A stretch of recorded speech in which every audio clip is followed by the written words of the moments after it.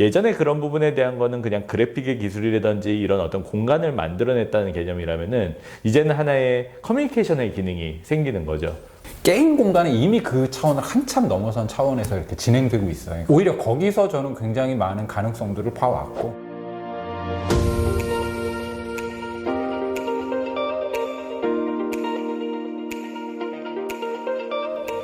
안녕하세요. 새로운 세계 메타 유니버스와 여행의 미래 진행을 맡은 라 인피니타 컴퍼니 대표 박선영입니다.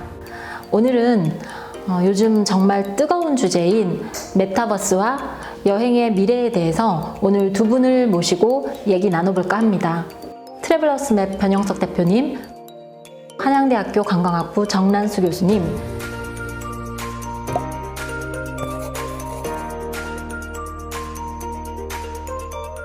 자, 먼저 메타버스가 뭔지에 대해서 좀 알아볼까요? 정란수 교수님, 메타버스의 개념에 대해서 좀 말씀해 주시겠어요? 네.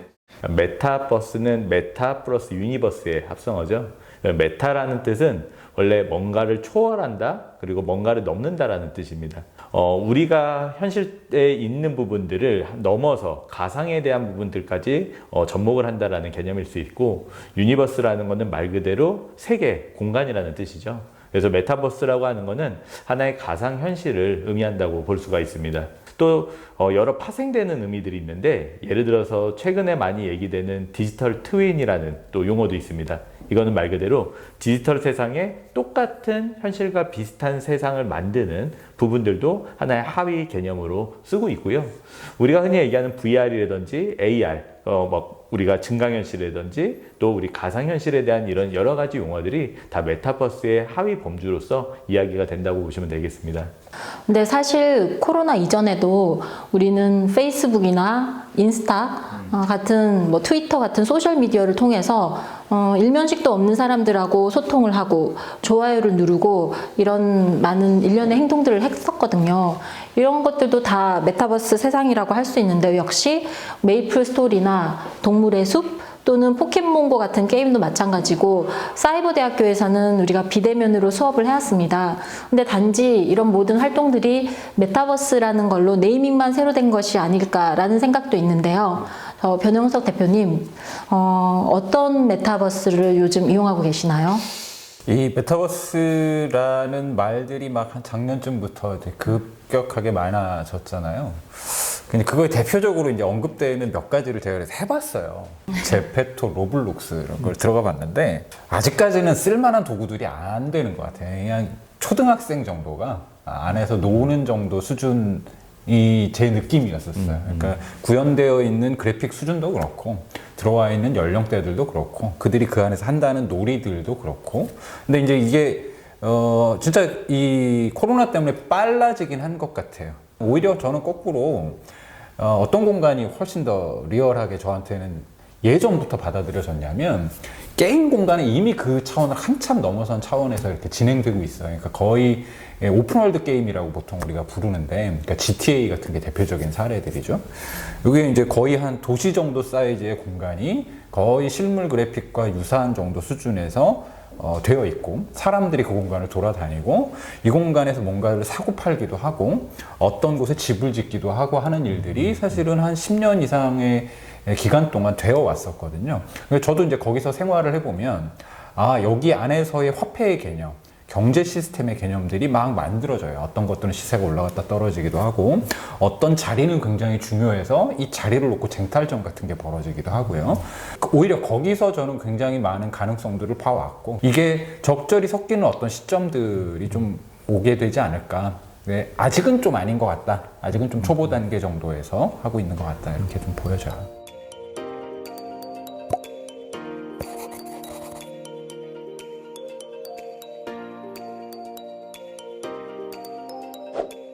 근데 저는 또 궁금한 게, 이 메타버스라는 많은 형태의 것들이 어떤 속도로, 얼마나 빠른 속도로 우리에게 다가올지 또한 궁금하거든요. 사람들이 지금은 메타버스 안에서 회의를 하고, 주로 회의를 하는 공간으로 많이 쓰죠. 그리고 땅을 사고, 그리고 건물을 짓고, 또는 말씀하신 대로 공연도 하고 있는데, 제가 궁금한 점은 이게 비대면 현실 때문에 빚어진 형태인가, 아니면은 코로나가 끝나고 나서도 이게 메타버스가 여행하고도 심지어 연결이 돼서 우리 일상에 착 붙어서 오게 될지 저는 이게 좀 궁금한 측면인데요. 그런 점에 대해서 두 분 좀 의견 말씀해 주실 수 있으세요? 우리가 코로나 이전에도 지금 변 대표님이 말씀하셨던 게임이라든지 다양한 형태들로 메타버스하고 유사한 것들은 접하고 있었죠. 코로나가 우리 일상생활에서 같이 대면하는 것들이 좀 더 제약이 많이 있어 왔고 비대면의 가속화를 이루어 왔기 때문에 이게 좀 더 속도가 빨라졌었던 거지 꼭 코로나 때문에 메타버스가 생겨났다 그리고 코로나가 그럼 끝나면은 메타버스가 사라지냐 이거는 아닐 것 같아요.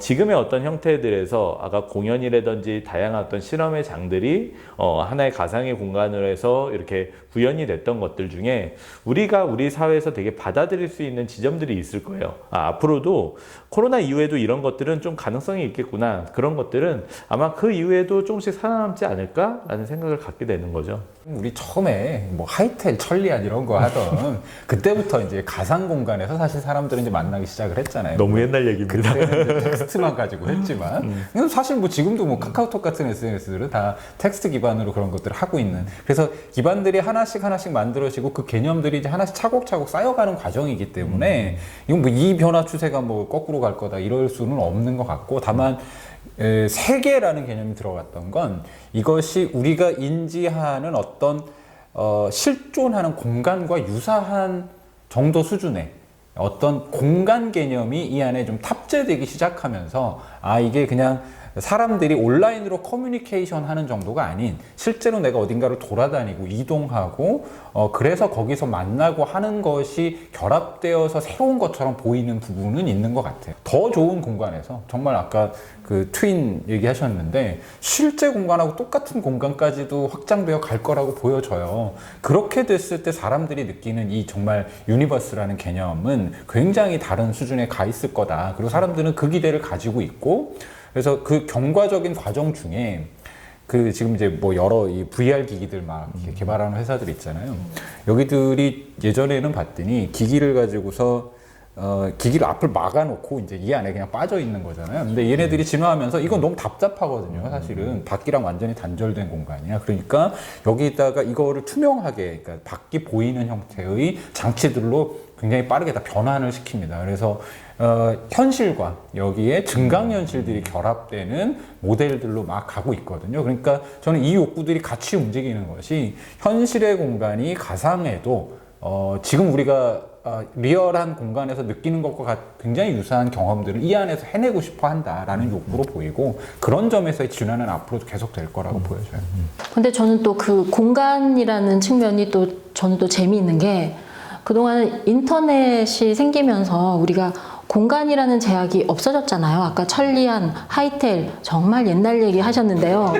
근데 지금은 좀 재밌는 게 이런 인터넷을 통해서 우리가 오픈된 세계라는 것도 아니죠. 정말 공간의 제약 없이 활동을 했다가 지금 메타버스 세상 안으로 들어오면서 그 안에서 다시 공간의 제약 안에서 사람들이 활동을 하고 있거든요. 그래서 이게 사람들이 정말 심리적인 편안함을 느끼기 위해서 이 메타버스 안으로 일부러 들어가는 게 아닌가 이런 생각을 저는 잠깐 했어요. 공부 좀 하면서 요즘.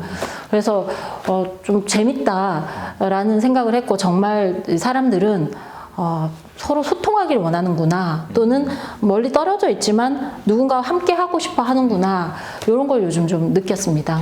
지금의 시대는 인터넷 속도가 굉장히 빨라졌죠. 5G 시대가 왔고 그 다음에 그런 부분에 대한 그래픽 기술이 발달을 했고 그러다 보니까 이제는 그런 상상에 대한 것들을 우리가 좀 더 보여줄 수 있는 그런 가능성들이 생기는 거죠. 그래서 어떠한 측면에서는 똑같은 우리 현실에서 똑같은 것들을 카피해서 디지털 트윈을 만들기도 하고 또 아까 말씀하셨던 제페토 같은 경우는 똑같은 디지털 트윈의 형태들은 아니지만 자기가 뭔가 그 지역에서 내가 생각할 수 있는 공간을 구현하는 모습들 그리고 거기서도 중요한 거는 예전에 그런 부분에 대한 거는 그냥 그래픽의 기술이라든지 이런 어떤 공간을 만들어냈다는 개념이라면은 이제는 하나의 커뮤니케이션의 기능이 생기는 거죠.